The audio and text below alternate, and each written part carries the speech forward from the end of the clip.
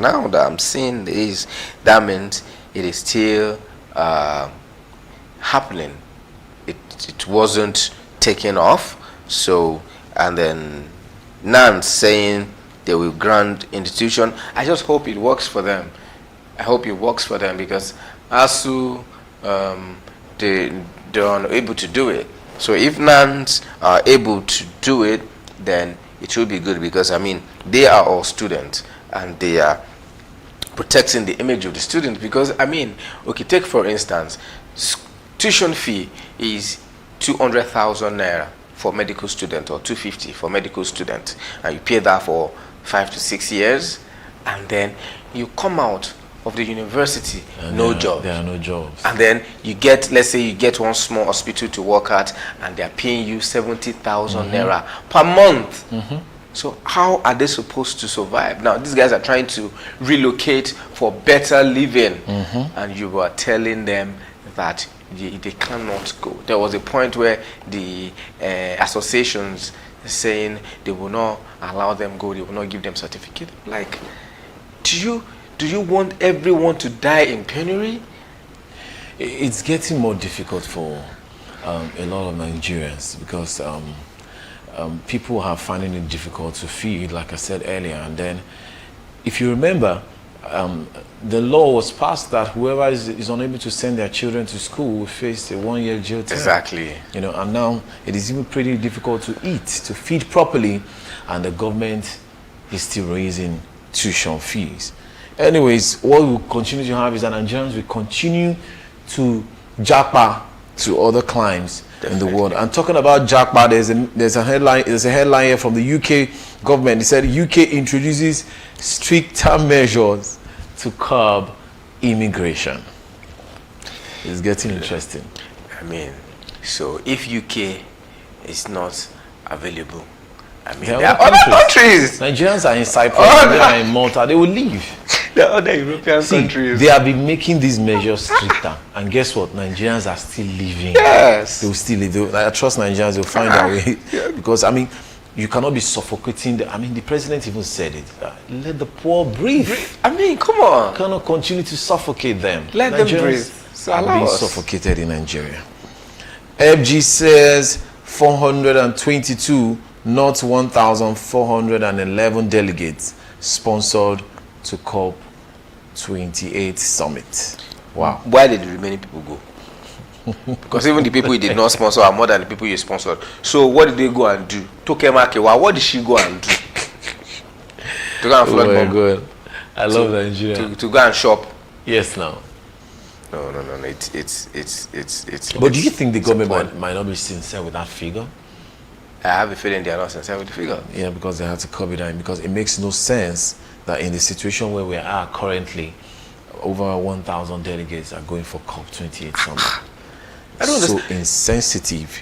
Is Tokemakiwa maybe secretary to one of these parastatals? Is she a member of one of the cabinet? What is our position? I mean, she's not even an ambassador of any of these. Yeah, she's not a meteorological expert. She doesn't work with geography or climate. You know, so she shouldn't be in that delegates. Anyways, still on COP28, Tony Elumelu calls for immediate climate action for Africa at COP28. That's on page 6 of the Nigerian Tribune. Shagun, this morning we were talking about how the weather has been extremely hot. You know, even when we should be tilting towards the hammer time. You know, I see it a lot. When I was much younger, the weather was more friendly. You know, at this time, in fact, from November, you're already seeing the fog, and it's getting colder. But now, even on December 25, it's super hot. Yes. What's happening to the weather? What are we not doing right? It is a reflection of the economy. You know, but for me, I think the reasons are not far-fetched. Where Lagos that should be a waterway state has been covered with structures, and tree planting is no longer encouraged like it used to be. Not, yeah. Fashola tried some things out, but we can see that most of those things have been removed. So when we don't have natural, attraction like trees and plantation, when we continue to have deforestation instead of afforestation, the weather will keep getting hot. I think I read it somewhere that in the last 10 years, the weather has been hotter all around the world. These are people who have been intentional in making sure that the weather is preserved, is cool. Yeah. And we don't want to talk about natural animals, Nigerian wild. How many do we still have those in Nigeria, like the Yankari Game Reserve? I think we still do, but it's declining. It's declining. It's declining. And so the reasons are not far-fetched why the weather is getting hotter. Anyway, so more of that story, check page 6 of the Nigerian Tribune. And finally, on the Nigerian Tribune, it says Nigeria loses $10 billion annually for importing welders. The writer says FG unveils national policy on welding and implementation plan. $10 billion Every year. Annually. Well, that'll be all we'll be able to take for the Nigerian Tribune. All right, moving on to Daily Independent. The headline says Nigerian military draws flags for frequent friendly fire. The writer says army claims responsibility for bombing innocent Kaduna villagers. Another writer says over 85 killed, dozens injured. Search and rescue still ongoing. My God. Another writer says it's avoidable result of intelligence failure, tactical incompetence. Another writer says Kaduna governor orders investigation into killing, calls for calm. Now, see what I said initially. This writer says it's avoidable result of intelligence failure, tactical incompetence. That is what they will target to, and then from there, please let our people breathe. You want to come and save us, you're killing us, please leave us in the north alone. And then all of that will now die down, and then people will still keep complaining that Boko Haram terrorists are disturbing them. And talking about Boko Haram and terrorists, there was one I saw somewhere. Anyway, let's move on from that. Registration of underage voters. Court gives INEC 90 days to hand over officials for prosecution. And then another one says we funded only 422 delegates to COP28. Federal government replies critics. I mean, all of these things are occurring everywhere because people are not having it.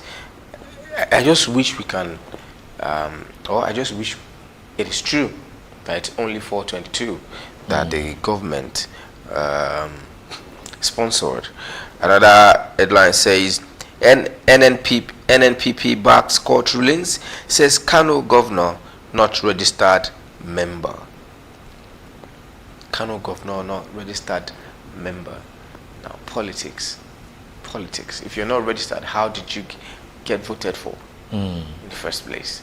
So all of this and when you're doing politicking with all of these things around us, it is the masses that bears the brunt. Absolutely. And that's why you've seen them that they are taken to the streets protesting, All right, this one says Nigerians in US raised the alarm over human rights violation by Tinubu's government. You find that on page 6. Still on page 6, this one says federal government settles 52 million naira fines, compensation for 399 inmates in Kaduna. COP28, Lagos secures financing deals for 2 waste conversion projects. You find that on page 7. Still moving on Daily Independent. 15 billion naira new house for vice president. Shocking, disheartening, says Obi. I mean, we talked about this yesterday. You know, I mean, it's truly disheartening, it's shocking, and it is insensitive. You know, from Wike, and trying to tell us that, okay, this is the amount I will use 15 billion naira to build a resident. That's a lot of money, Shagun. For not one 15 million, 15 billion. For one public office public for holder. taxpayers' funds. You know, now, and we talked about it yesterday, Shagun. What happened to the house Osibajo, the former vice president, was living at? What happened to that apartment? So apparently now, what I read somewhere yesterday, that they will renovate where he's living, and then they will build another one. So what essence? Why that waste? I don't know. We believe there's no money in the country because we are owing so much debt outside. But these people, our leaders, believe there's money to waste, there's money to spend on things, unnecessary things. Of course, because they'll borrow. And the World Bank will always give them money. Always give because they know they'll be totally indebted to them. Always give them. The 2024 budget will be run based on borrowed funds. Man, how can a country survive this way? How can this country survive this way? Anyway, I just believe that things will get better with time. Finally, reps to make public participation in budget process compulsory. That's by the speaker. I mean, public participation in budget process compulsory. That would be good. I mean, let people be able to ask questions. Let us ask questions. The problem is because nobody is asking them questions. The other day, our what's his name again? Senate President Akpabio, when he was asked question, when he was still the Niger Delta chairman, how come about this money? They was like, Mr. Speaker, can I speak? I will. Meaning, they know it's shady deals, but nobody is questioning them. So they are used to it. You write some figures that do not correlate with anything, and then you present it, and they approve it. Nobody is asking any question, no drilling. But if the public participates in it, and we are able to ask questions, most of them don't. They don't even. They are not supposed to be there because they cannot defend all those things they have written.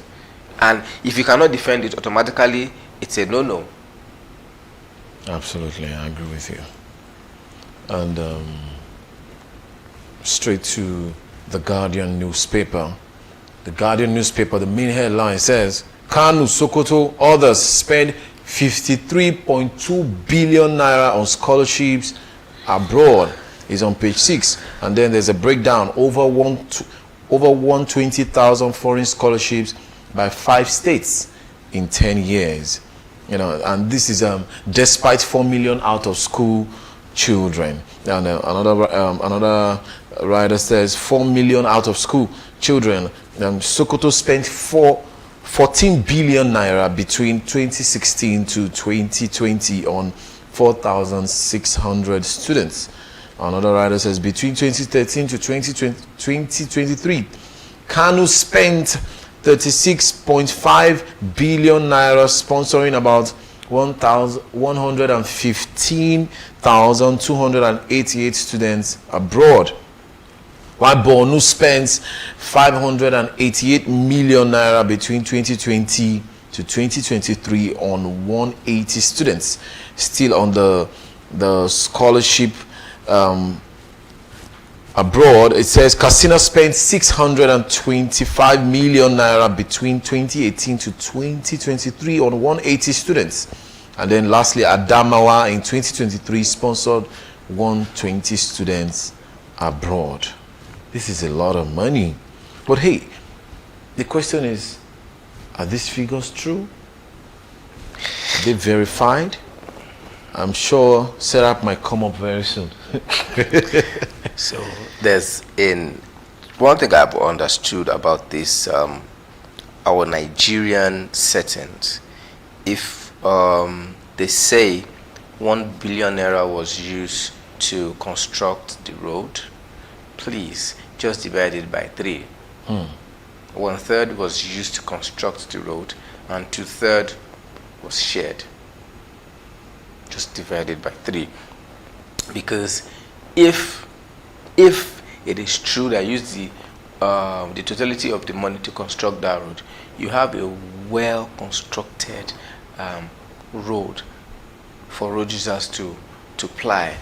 But if you do divided by 3, automatically it will not be as solid as it should be, meaning before long everything starts to break down, and you're now wondering, like, I thought you just fixed this road. Now, Shego, the angle I also want to look at this from is why the special, I mean, I agree that education is a right of every Nigerian, but there's this special interest on the Northerners in the last 10 years. And it's not just giving them quality education, it's sending them abroad on scholarships.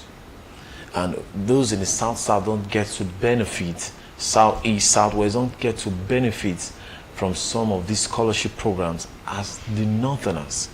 Could there be an agenda? I want to believe maybe they are trying to encourage the Northerners to go to school, to be educated, because ordinarily they hardly go to school. They hardly go to school. In fact, at some point you need to beg them to go to school. And once they come to school and everything is looking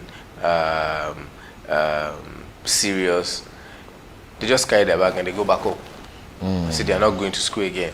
Do you understand? So I want to believe that this is one of the ways to encourage them, so they are picking a few, like, okay, this one is serious, wants to be educated. Okay, let's fly them abroad. Let's give them from taxpayers' money, because it is from the same purse that everybody, every state is contributing in.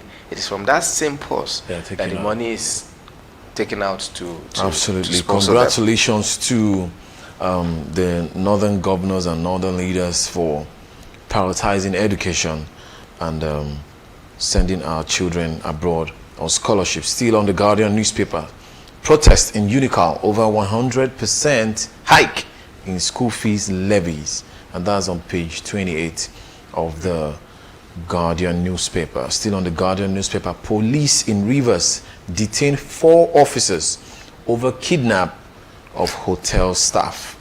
Page 8, Metro page. Still on the Guardian newspaper, over 80 dead as army admits error in 10th accidental bombing in 2 years. That was on the news page, which is on page 6 of the Guardian newspaper. Tinubu faces fresh legal hurdle at Supreme Court. You find that story on page 3 of the Guardian newspaper. Still on the Guardian newspaper, MBS, only 50% of households affected by 2022 floods received government support.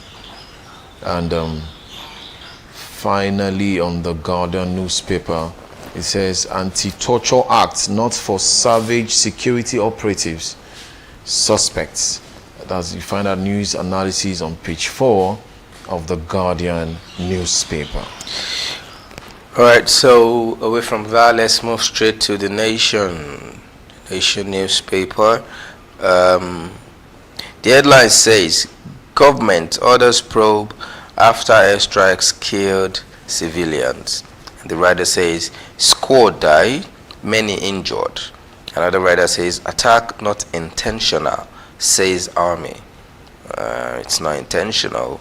Another writer says, another headline says, Emefiele seeks variation of bail condition. You find that on page 5.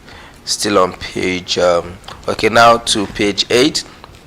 Oil sector hit by influx of foreign welders. Now budget 2024 hearing, Abbas, why Nigerians should participate in process. Another writer says, AGF lament poor funding of justice sector institutions. Now to this headlines says, labor to negotiate minimum wage commensurate with cost of living. It is very important because you cannot continue to give people peanut as salary. Absolutely. And then you increase everything they are buying in the market. You increase everything they are buying in the market, and these guys are family people. They have children, they have wives, they have parents, they have siblings, people looking up to them.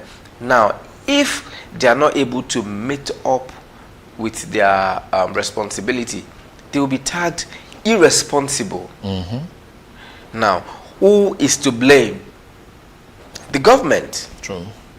It's the government that is to blame, because I mean, you are not empowering, you are not equipping your people.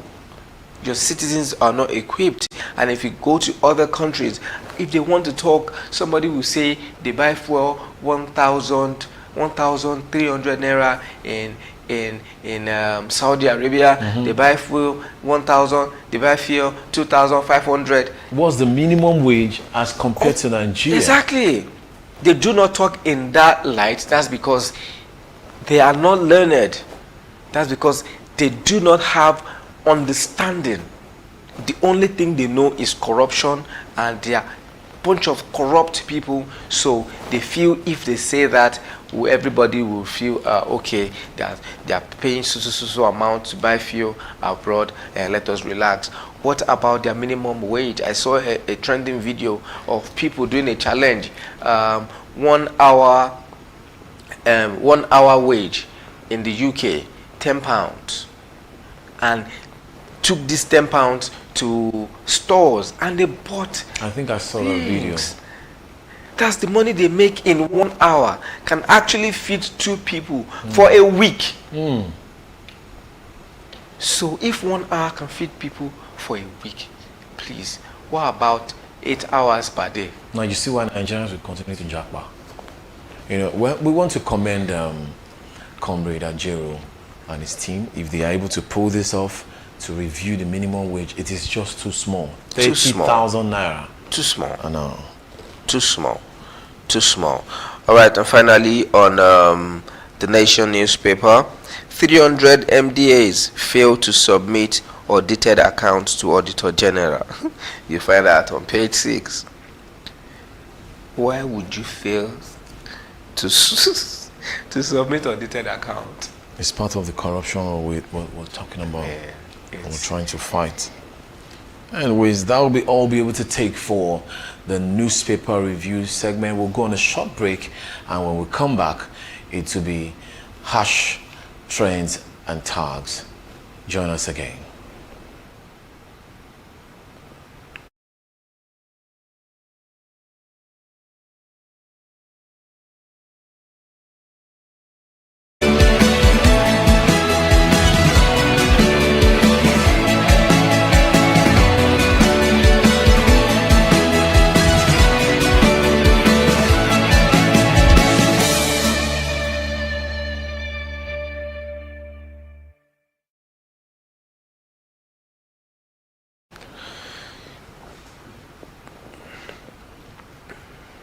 All right, welcome back from that. Now we are looking at trends and hashtags, and if you notice, something that has been trending for over, I think, 2 to 3 days now is Wizkid saying 20 meter for you.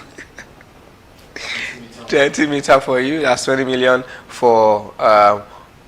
So one hype guy hyped Wizkid, and then for hyping Wizkid was like, "Oh, guy, 20 meter for you. Send me your account." And I did the transfer of 20 million. Just like that. Just like that. So now he now said, look, whenever you see me in Lagos this period, this season, just say we're outside. Because that's what the guy said. Italawa, we're outside. 20 meters. So he said, if you see him, say 20 just say Italawa, Correct. and you might just get something. So now Daniel Rega is not having it. Daniel Rega is saying Wizkid is reportedly gifting a hype man 20 million naira, but is yet to build schools around Africa as promised since on the 8th of September 2018. They're trying to remind him. Maybe he's forgotten. All right. Misplaced priority. How does that make a positive impact on society?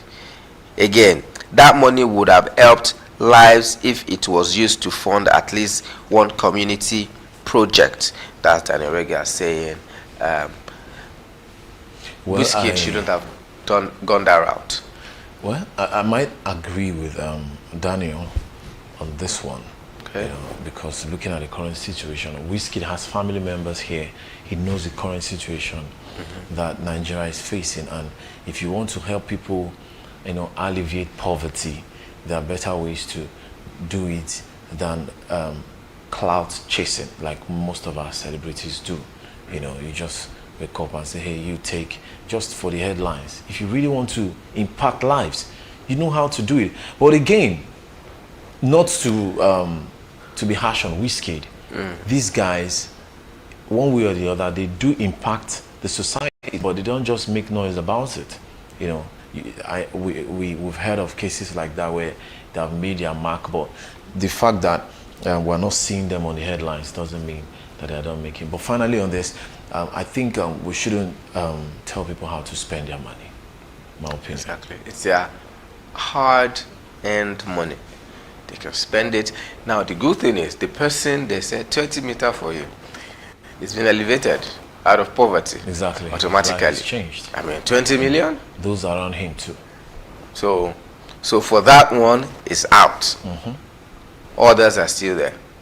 If people do this occasionally at random, people will be taken off The poverty line. So, well, it's a good one. I just say congratulations to the person that got the money. And for Wizkid, hopefully he will do things, because, I mean, these are the people that are streaming his song. These are the people that are making him relevant. So he should try to do things, not just in Nigeria, but in Africa as a whole. Because everybody streams his song. People listen to his song. They pay to stream. So I feel he should look into that. Away from that, another one says, now this one is between Reno Omokri and the president of Ohaneze Ndigbo, saying, okay, so Reno Omokri says, does it make sense to say Lagos was a swamp until Igbos developed it to what it is today? Right? Now, he said, when Enugu, Oka, Nnewi, Aba, Abakaliki, Owerri, and other cities in Igbo land are not swamps, yet Igbos have not developed them like Lagos. If you can develop a swamp into a mega city, why have you not developed dry land into heaven?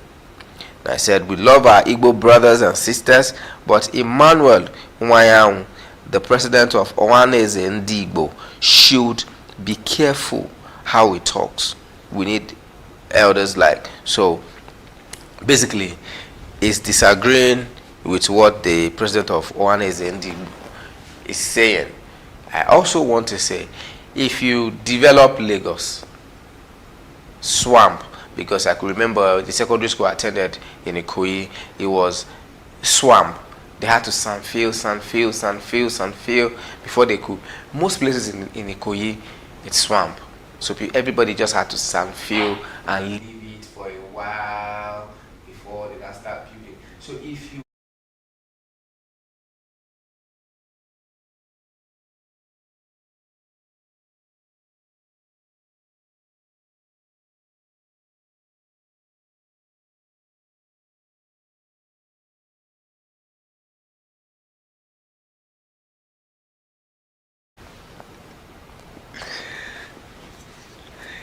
so you understand, and then so basically, I think if truly Lagos was developed by the Igbos, other parts of the eastern part should have been developed too.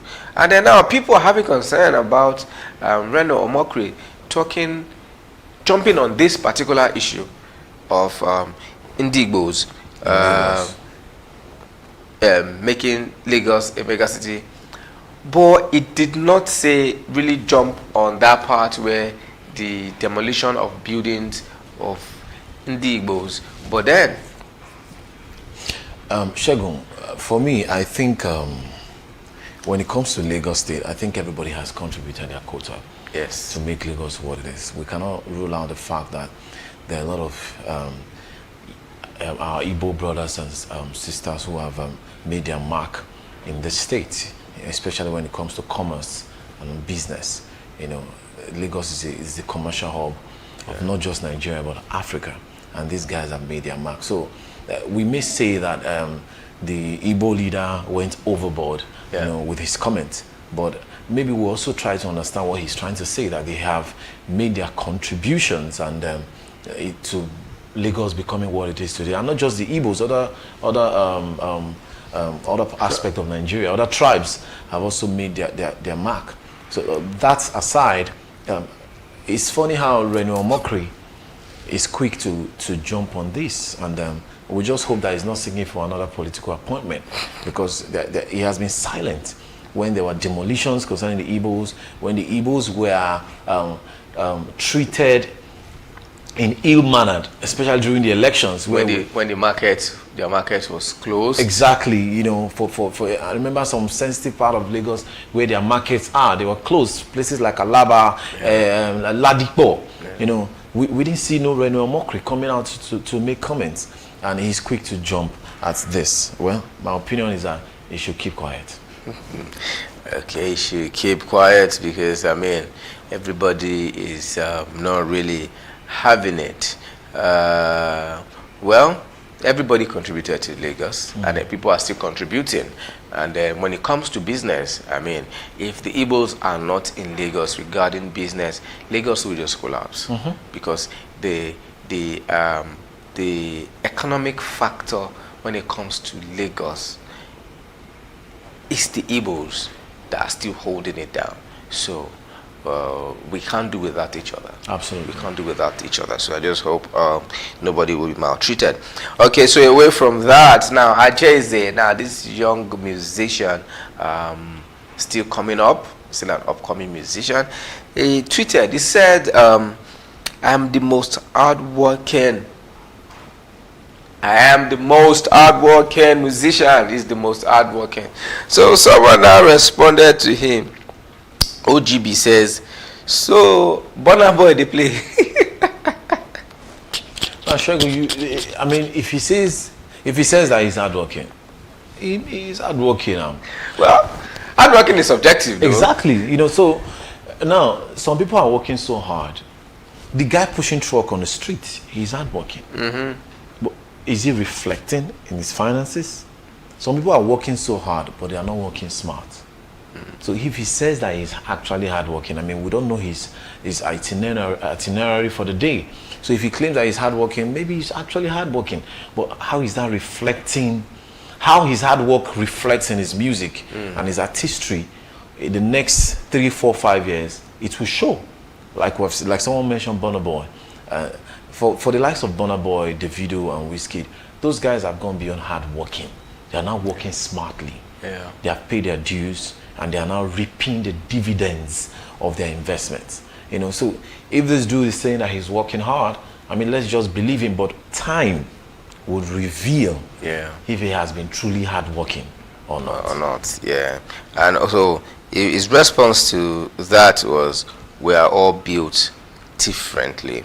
Yes, I want to agree with that we are all built differently, because, I mean, some 7 years ago, Burna Boy was hardworking, but now is reaping the benefits, the reward of his hard work. So he is hardworking now. Hopefully, the next 2, 3, 4, 5 years, he will also reap the reward of his hard work.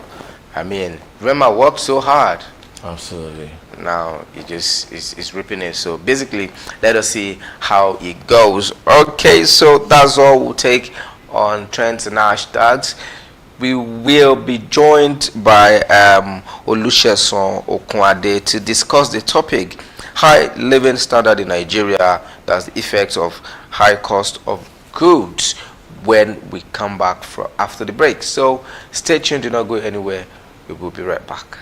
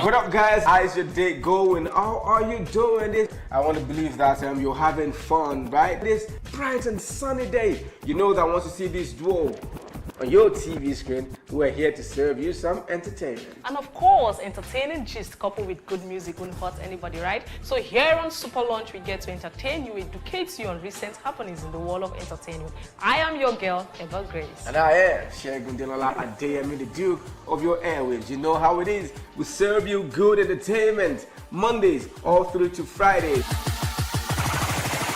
And that's how we do. We'll take you on a smooth ride of entertainment. So don't go nowhere. Join us every Mondays to Fridays. We love you guys.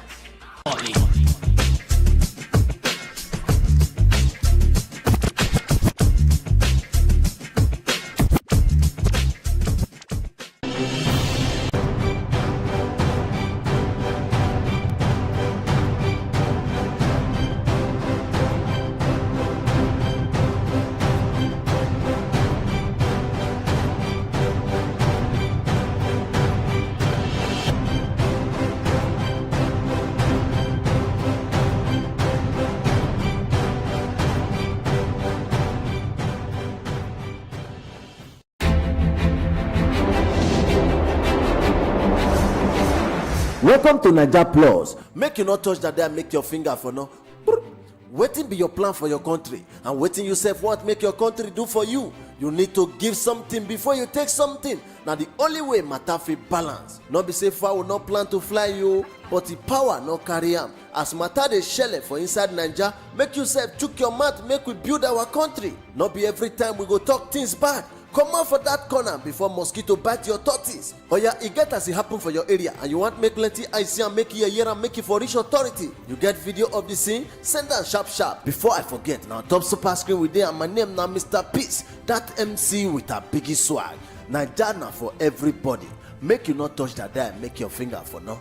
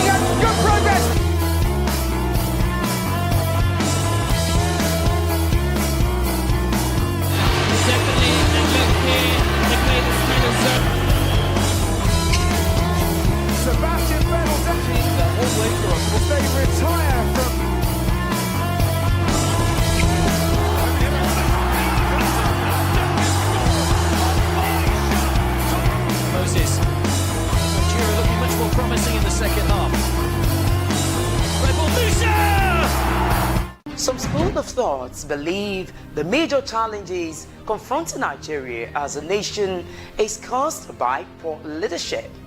How true is this? You and I can actually put government into tools to deliver the dividends of democracy.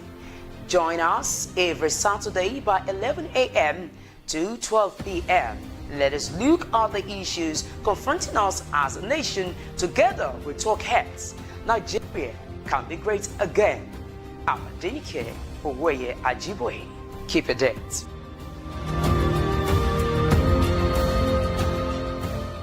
There's no place for pretense. I can't watch you stand. Oh no.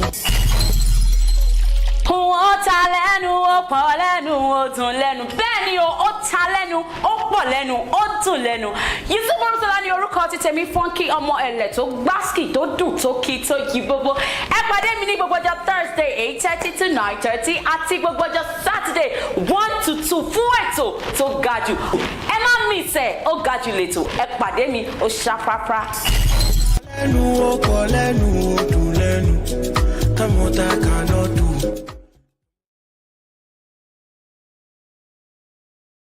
Family ties, a thorn in the flesh. We need to remove him, otherwise we are going to be in trouble.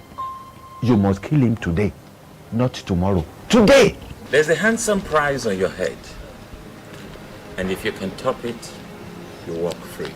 She's even awake. She's awake? Will you stop that? And don't you dare repeat that again. What is she doing? I don't know. My son is nowhere to be found and you asked me to relax. I can't. So we're not going to eat? You have to eat. Look at you. So you actually want to eat that food? The way this food is smelling, I think it's really going to be delicious. Oh my son! Oh my son! What are you doing here? I will not let you send her out. She's your rival, you know. I know she's your wife, and I know it's not right for you to treat her like that. You heard me. Send yourself out before I come back to this house. High Chief Major General Jones. Good evening. What is good about this evening? Huh? What happened now? Don't mind them. You're not going anywhere. You stay. Please. Please. What are you doing out of bed? I needed a drink. You could have called me. I'm not the father of a thief. And that is what your son is. A thief. Stole the document to my house and sold it. And I swear, he's going to rot in jail. It's okay, baby. It's not okay. Hello? Hello?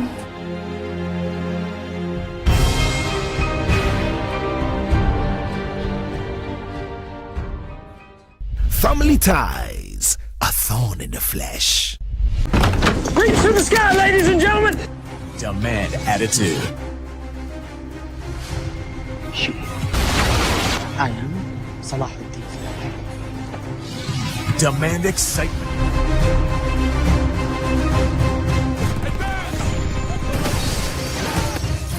Demand action.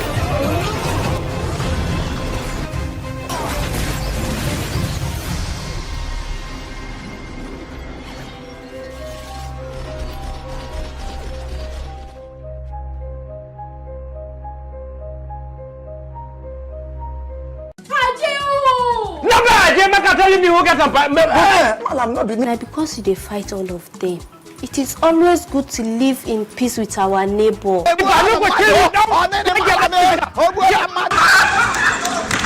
How old are you? I'm 25. Yay! 25 years. When people from different backgrounds live together, there is bound to be dispute of boundary, shared amenities. Your favorite TV comedy drama is now wearing a new look as Face to Face rebranded. Hi, Ajani. Yes, guy. There is problem in the house. Your brother wife, the carry man, come house. Lie. You no go happen. My brother wife. See, now me supposed to inherit that woman. Oh. Baby Julius. Baby Julius. Baby. Wait. I've been expecting this. I've been expecting this.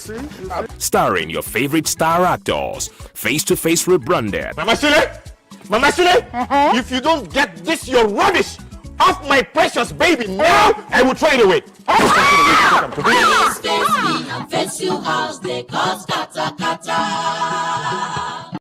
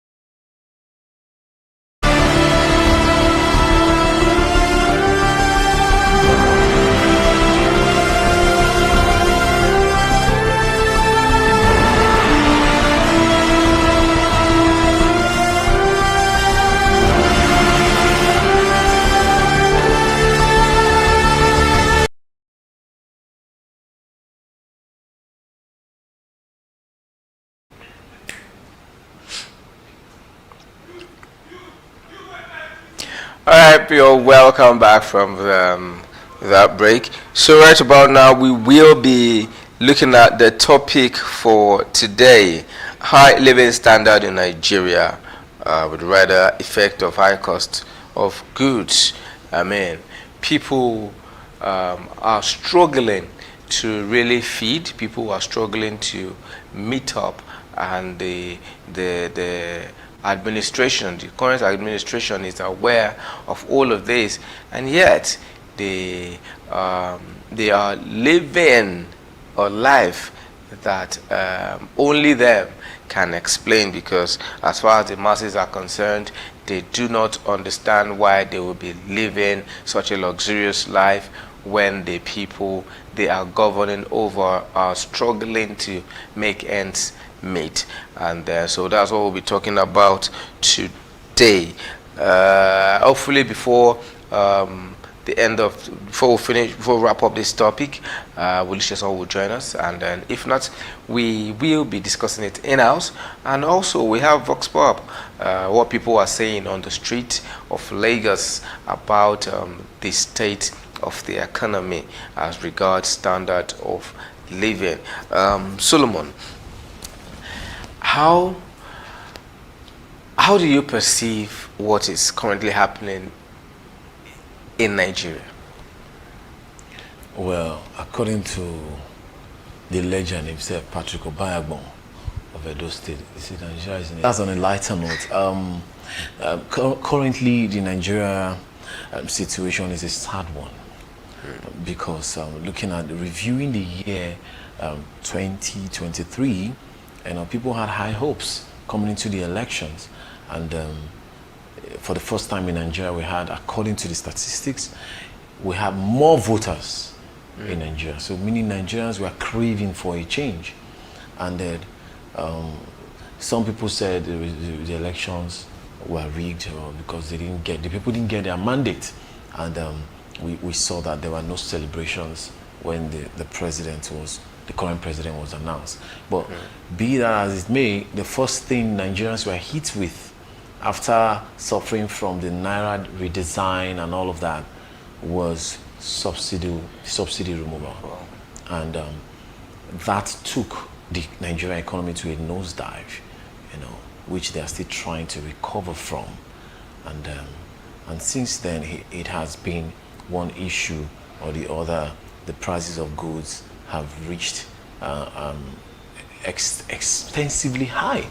In fact, reading the CPI, the Consumer Price Index for the month of October, Nigeria's inflation rose to its highest in the last 20 years, its highest ever, to 26.7%, the highest ever recorded. That was in October. Now in November, it went further higher to 27.33%. That's extremely high, and the reasons are not far-fetched, So there's a lot that Nigerians are hoping for. We hope for a change. We begged for a change. We voted for change. But this is the change that Nigerians have been welcomed with.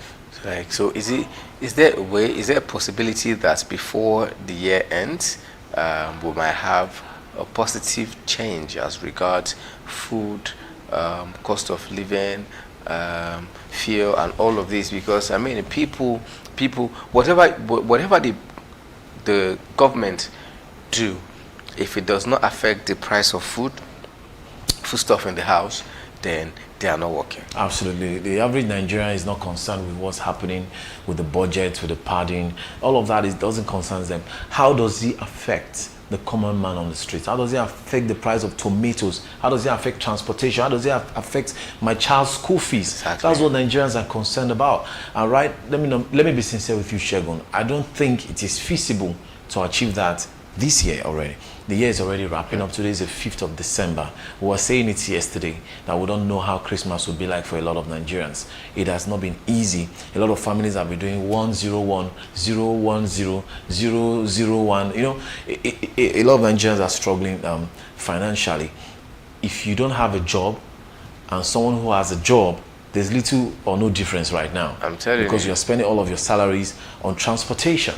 you know, and then our colleague was talking about how she spends 3,000 daily just to get to the office on transportation alone. We're not talking about feeding. How much are you being paid?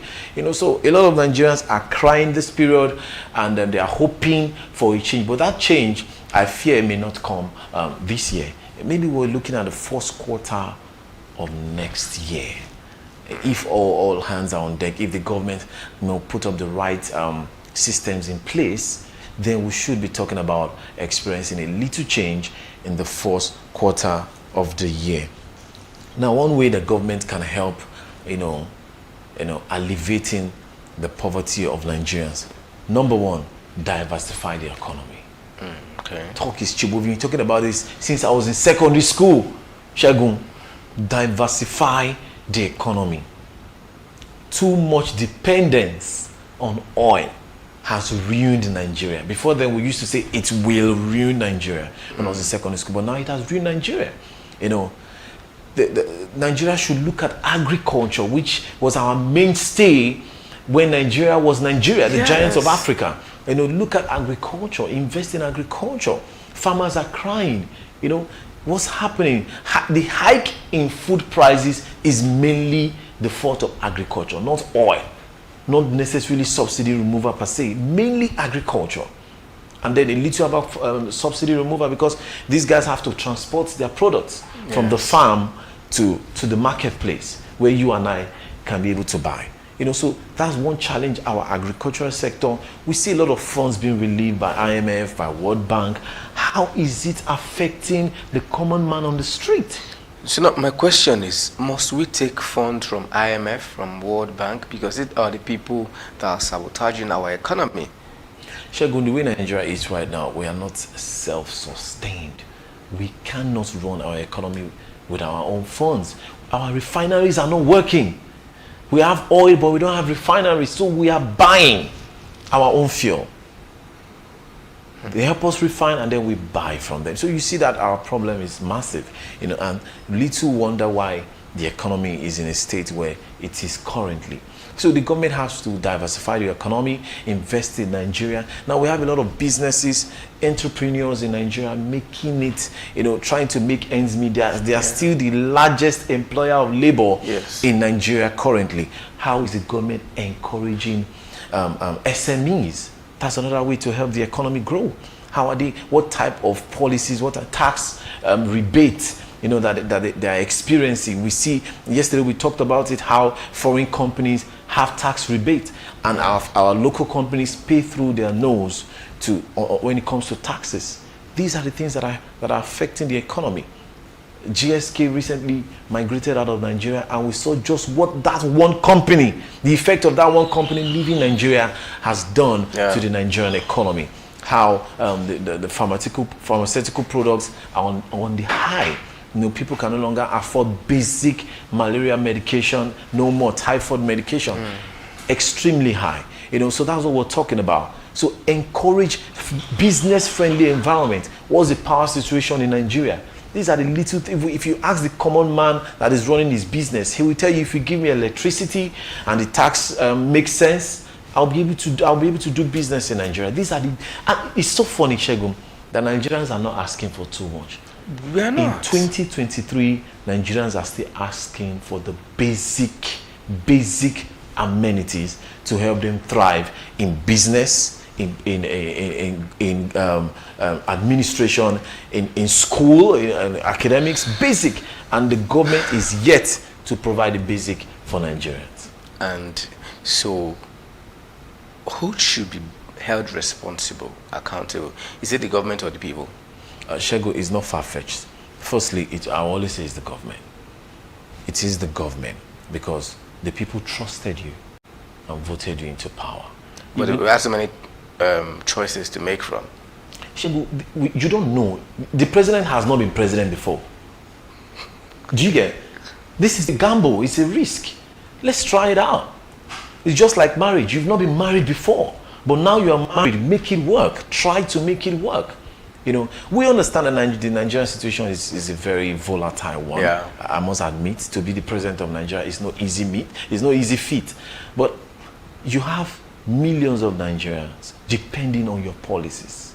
And the first thing you hit Nigerians with is subsidy removal. That goes a lot to say that, okay, you don't prioritize the need of the people. And we have seen that this government do not prioritize the need of the people. Like we always say here, Shego, in the U45 Morning Show, what is the value, what's the premium in the life or on the life of the average Nigerian to the government? Look at what we're reading in the news, how dozens have been killed in Kaduna. This has been the story on the headlines for the past years. Nigerians losing their lives in Nigeria, living their lives in Nigeria and dying for Nigeria. And what is the government doing about it? A committee has been set up, this probe will be done, and at the end of the day, nothing will be done. That has been the story over the years, and it is not far-fetched that Nigerians are living. Well, I hope this time around things would turn out differently. Okay, so still regarding the high cost of living, we went into the street to take people's opinion, like what they feel, how they are faring, and all of that. So just stay tuned. We'll play this video so you can watch and hear what the people are saying on the street. Stay, don't go anywhere. We'll be right back. Have they been going to the market to buy things? The price of everything has skyrocketed. Nothing is now easy to buy. Everything is more than out of the poor man's purchasing power. It's only food that is the person out of Nigeria, or the person is a mad fellow or what? How can you say things are easy? Things are not easy. Look at me, for instance. I can't even afford to take 3 square meals a day. It's difficult for me. Not talk of my family. If you want to make a small pot of soup, you know how much it's going to cost? About 12,000. Fish, a single fish, very small one, it's about 3,250. That's if you're able to buy the one of 2.5. If you're able to see it in the market. So how can somebody say things are not the cost of living is low? It's very high here. It's unaffordable. The problem is that Nigeria has become, in fact, a failed state. People no longer have any interest or hope in this country. Everybody seems to be just saying, yes, only abroad I can make it. Even myself, if I have the means to live here, I live here. I'm only here because I don't have the means to live. Do you understand? Okay, take for instance, just to rent a room and parlor self-contained. You don't know how much it is now? About $1 million plus. If you're going for the one that is maybe in a very dirty area, maybe you can see the one of 250,000 a year. And it's not easy. What about a bag of rice? I just bought a bag of rice today, 55,000, just the lowest standard one. Do you understand? The lowest standard of it, 52,000. If you want to buy the better standard, at least you have like 60 to 65,000. Whereas our minimum wage, as they say, is not up to 30,000 naira. So how can you are working in a month for a month? At the end of the month, you cannot afford a bag of rice. You can only afford even half a bag of rice. You can't afford it. My name is Matthew Sorawes. We are facing hardship in Nigeria. Things are very difficult. We want government to intervene because the situation is very bad. It's very bad. Things are tough, and even the way people are going about begging for food is too bad. Government should come to our aid and give us palliative. Even the palliative that come from the federal government, it went to certain politicians, not to everybody. You understand? I stay in Shomolu, and it's certain individual that collected palliative, not everybody. Things are hard. Even the minister that said that things are not hard, that people are not suffering, he haven't come to reality. Things are tough. Blessing. Well, all I can say is that it's just too much. Like, people are suffering. Everything is cost. Transportation, feeding, and everything is very, very cost. So it's not easy for us here. And salary is not as if we're earning anything. We're not earning that much. Rice is like 800 naira per jirika. Some people sell 900. So it's not easy. They should just help us look for a solution because it's choking. People can't fall sick anyhow because it's crazy. Because even the hospital bill is very, very expensive, like very expensive. So it's not easy for us here. They should just help us. My name is Adebayo. There's virtually anything that is not high in Nigeria. So everything is high, especially at this time. Prices of things in the market have escalated tremendously, and it has refused to come down. You know, that has always been the tradition of Nigeria. When things go so, it doesn't come down. The problem is that the country is not helping these people. You haven't spent many years in the university, and on the long run, there's no better payment for the service that they are rendering to people. They have to jackpot, they have to travel abroad for greener pastures. That life is difficult for Nigerians. So anybody that is saying that life is not difficult for Nigerians is just another Lai Mohammed of our time. So things are quite expensive.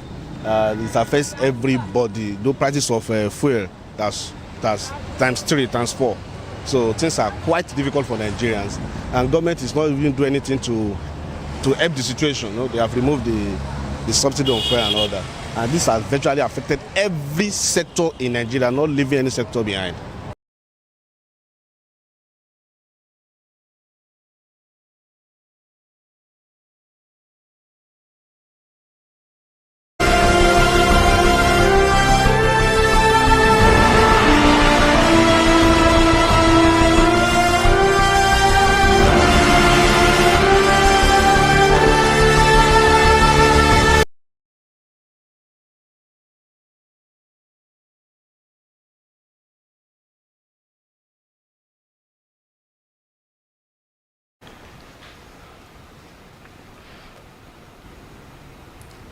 All right, you're welcome back from that. You've heard what the people are saying on the street. I mean, in particular, the young lady said something about you can't fall sick anyhow. There was something that a doctor said. Now, it said because you made mention of GSK and price of medications being on the rise. Now, the medical doctor said something. Look, sleep early, right? Sleep early, drink a lot of water, eat a lot of fruit so you don't fall sick. Because aside the fact that the medication is expensive, we don't have enough hands. Medical practitioners, we don't have enough hands in the country. So you're struggling with trying to pay for hospital bills and medications, and then you're now struggling and praying, then hoping that the facility, the hospital you're at, will have a competent medical practitioner, either a doctor, a nurse, or someone. So now it's two things you're praying for because you fell here. I mean, you had said it earlier. Apart from having shortage of medical personnel, we also have shortage of capable medical personnel because the best hands are jackpot. The best hands have relocated, and the reasons are not far-fetched. Is what you and I see every day.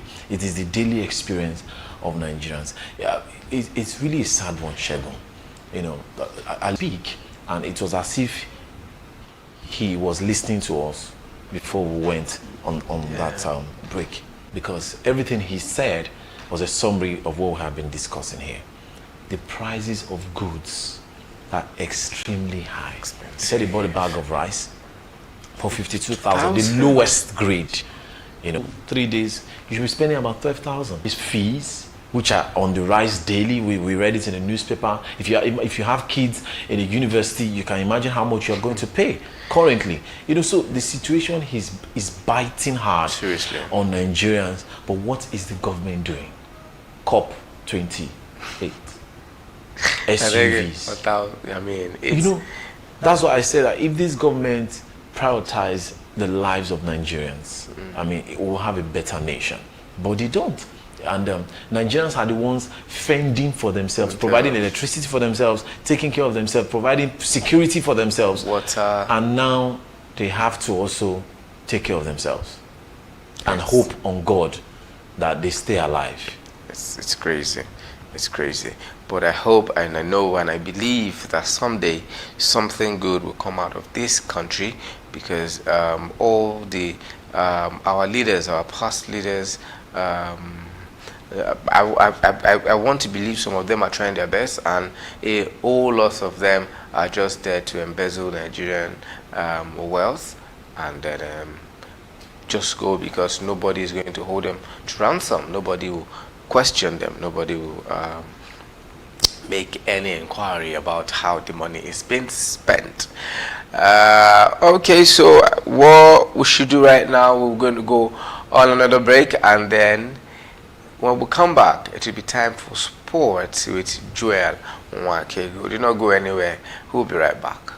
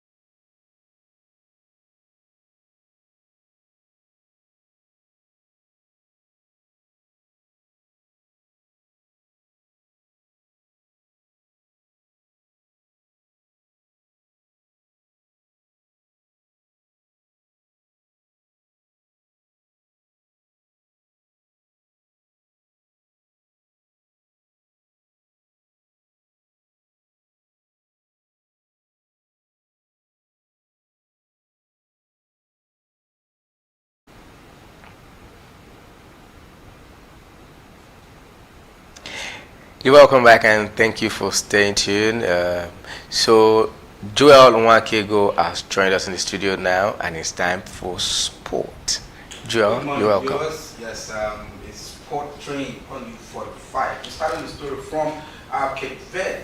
The Falcons have arrived Cape Verde for second leg of the WAFCON 2024 tournament in Morocco, and the coach believes that Austin Maddox believes that the Falcons can, pick a victory out there in Cape Verde. I don't know what you think about it. Yeah, fine. They had a good first leg. They ended 5-0 in favor of Super Falcons. And right now, it is second leg. What do you think about it? I think they are good to go.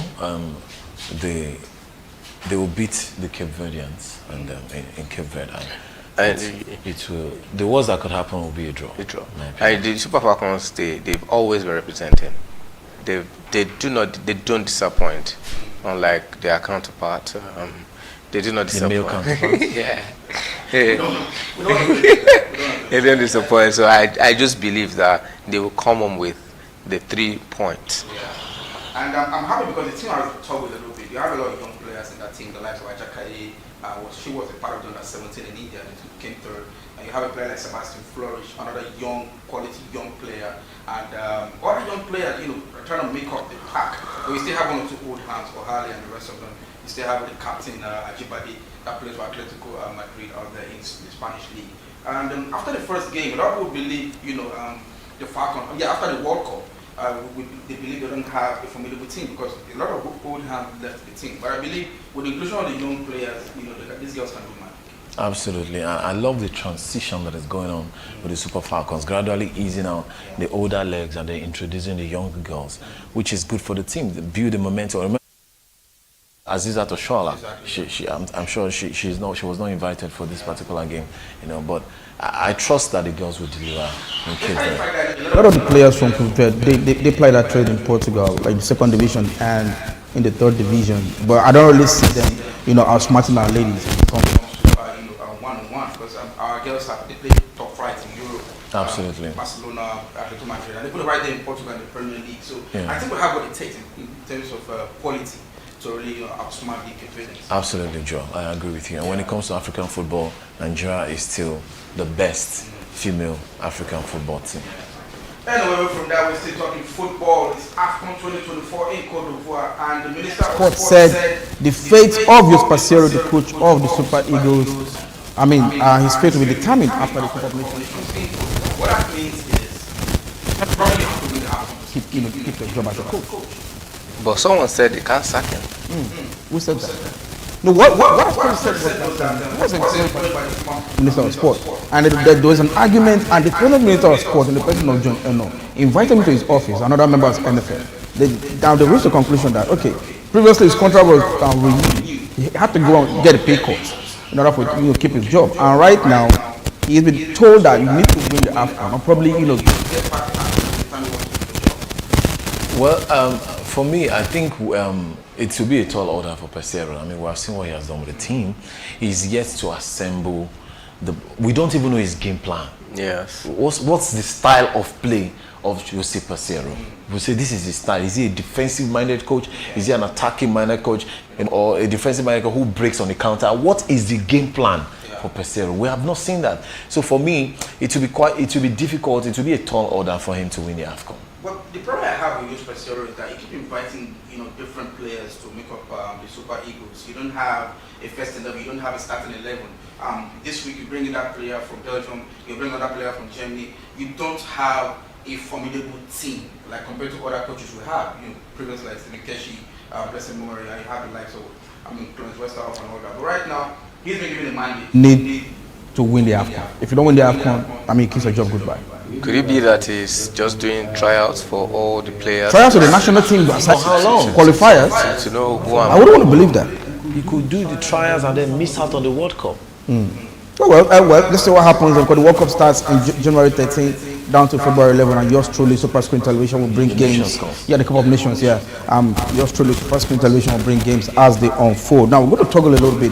Let's go away and go into boxing. When you hear the name Aino Abe, she's called it Iron Abe. She's actually police, and right now she has been unbeaten in 11 games. She had 11 fights, 9 KOs, simply fantastic. And just on Sunday, She had a game against a Tanzanian for WBF Championship, and she won that game. You know, I mean, decisively. That's good. That's to show that our Nigerian police are not, you know, but they are doing great. They are doing exploits. You're not just going after, you know, boys on the street, so they can do our sports too. Yeah, they're doing exploits. and that's good. I mean, you know, it's always good to raise the flag of Nigeria, raise it high, let people see that aside the corrupt politicians, the incapable leaders, and then the Yahoo boys, we have people, we have patriotic Nigerians who are doing excellently well. Kudos to Shegun, can you date a female boxer? That's a big one. A female boxer? Yeah, pretty. How you get your taste, the way you like it. Oh, I know me, but no, I can't. No, it doesn't work. But the thing is, they're highly disciplined. They don't allow. You can't fight outside. They're professional. Professional. They're highly disciplined. You can't fight. But then. But I think a lot of female boxing should be encouraged, because we have few ladies in boxing in Nigeria that are less than 12. You know, I think female boxing should be encouraged. And the sport really taking a toll on Nigeria. It should be encouraged when the sport ministry is responsible enough to take care of them. Because I mean, if you don't pump enough money in that, when they get injury, who will fund it? If someone like Anthony Joshua gets injured somewhere, there is enough money on ground to take care of them. But in Nigeria, I mean, who is going to we're not able to fund our football properly in boxing. Well, I think we have a federation that, you know, oversees issues like that. It's not the hands of the sport ministry. It's just a body, and you have other federations working under the ministry. Yes, if the minister does not approve of some things for the federations, it will not fly. Yeah. Anyway, away from that, their games will be played, midweek games in the APL, and Luton Town will take on Arsenal. Arsenal sitting comfortably on the top of the log. I mean, they're so comfortable sitting out there. But right now, the last time they had a game with Luton, they lost that game 1-0. That was way back in 1991. And right now, we're going to see a game between Luton Town and Arsenal. What's your scoreline for that game? I think it will be an easy win for Arsenal, in my opinion. Yeah. Are you judging from the fact that Luton don't be performing very well, despite the fact they're sitting somewhere, you know, 17th position on the log? Yes, I'll say that. And then also, Arsenal has been on a fine form this season. And then they've been able to bring in new players. That has helped their momentum. And then hopefully they should be able to. These are the type of games that Arsenal. For me, this is not the time where Arsenal will fall off the tree. The big elephant. It's not yet time. When we get to. What do you call it, the big elephant? Arsenal.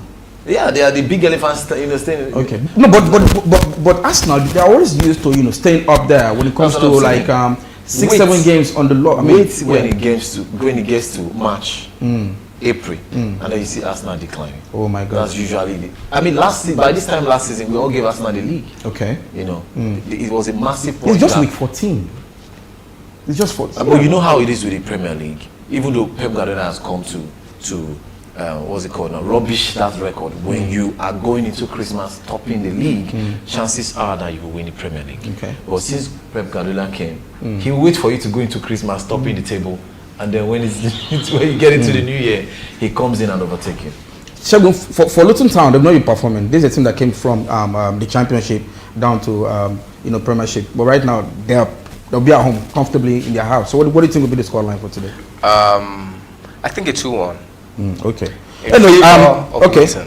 Yeah, and Wolves will take on Burnley. Wolves are currently on 14 on the log, and Burnley are sitting on the drop zone.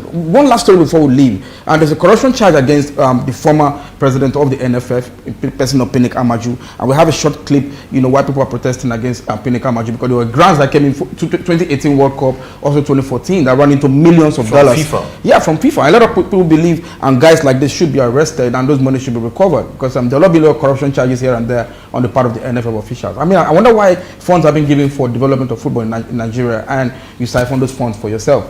And the former Chief Justice of the Federation, President Malami, has stalled, you know, he stalled those, you know, charges. I wonder why he did a thing like that. It's so unfortunate that what's happening with our politicians is also happening in our sport ministry, and that's what we've talked about many times. We are not seeing the significant growth in our football and our sport ministry because these officials that have been put in there to run sports for us football, they are extremely corrupt.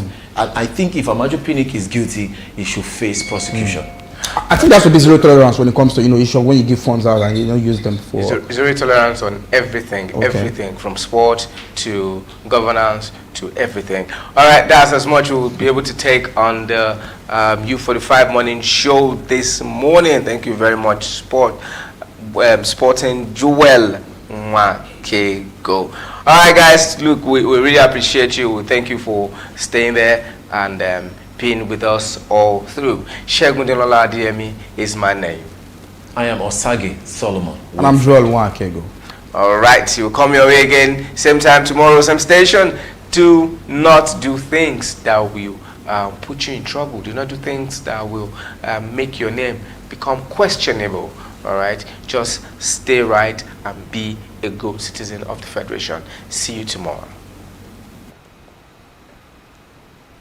Apart from Pinnick, other defendants in the case whose arrests were ordered by the court include NFF Secretary Sanusi Mohammed, the first Vice President Sheyi Akunwumi, the second Vice President Shehu Diko, and an executive member Yusuf Fresh. When the matter came up for their arraignment on Monday, all the defendants were absent from the court. This development prompted the prosecuting lawyer to orally apply for their arrest, a request the judge granted. The federal government